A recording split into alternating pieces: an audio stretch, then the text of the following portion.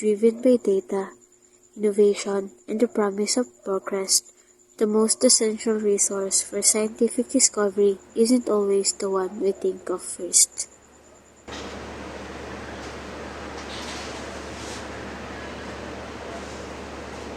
Ang lapit na natin, Henderson.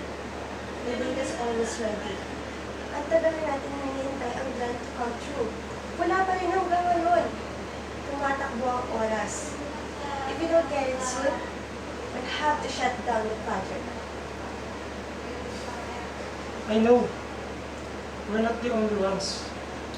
Nagtatali nga ang pondo sa iba't ibang prioridad. Sa bawat taon, mas nagiging fierce ang labanan. Mas lumalaki lang din naman ang problema.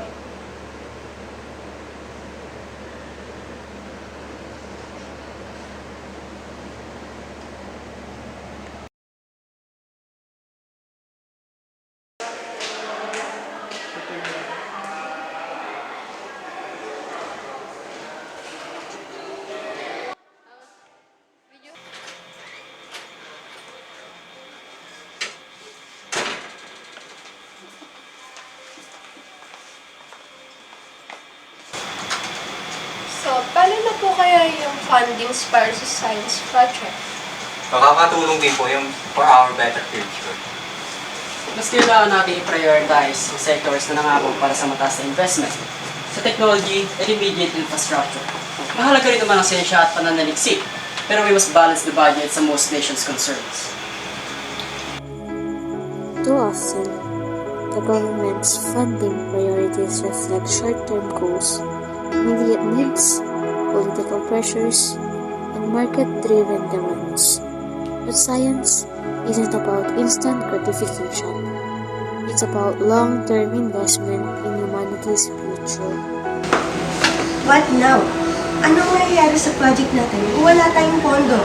We can keep funding this out of pocket. We keep going, Luna. Gagawa tayo ng paraan. Science doesn't stop just because the money dries up. Hindi ba dapat other way around? Hindi ba dapat tayo ang ini-encourage para i-pursue ang mga bagay na makakapagpabago dito sa mundo? We're fighting for scraps while others get billions.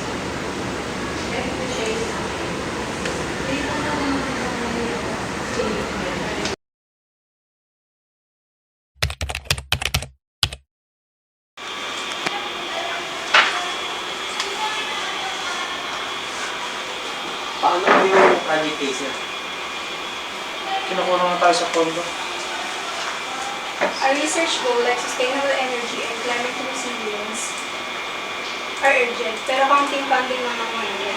Upang magtuloy-tuloy ang core resources para sa military and industrial resources, hanggang kailan makikita ng mundo ang tuloy na pagbabago. Limitado lang ang pondo pagdating sa science. Lahat tayo para-pareho na pinakaharap. But we must align research priorities sa national interest and market readiness.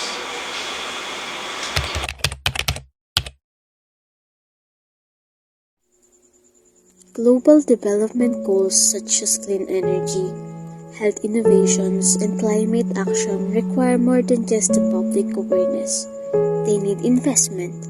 They need governments to place science at the heart of their priorities, not as an afterthought, but as an essential pillar.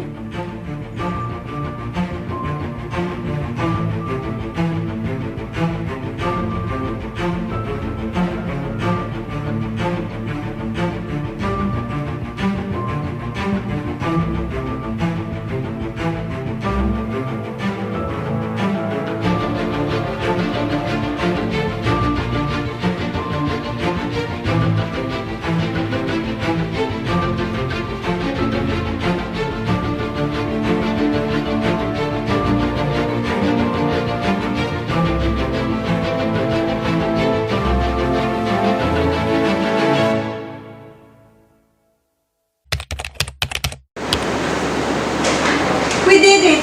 We actually did it! Not yet, but we're getting closer.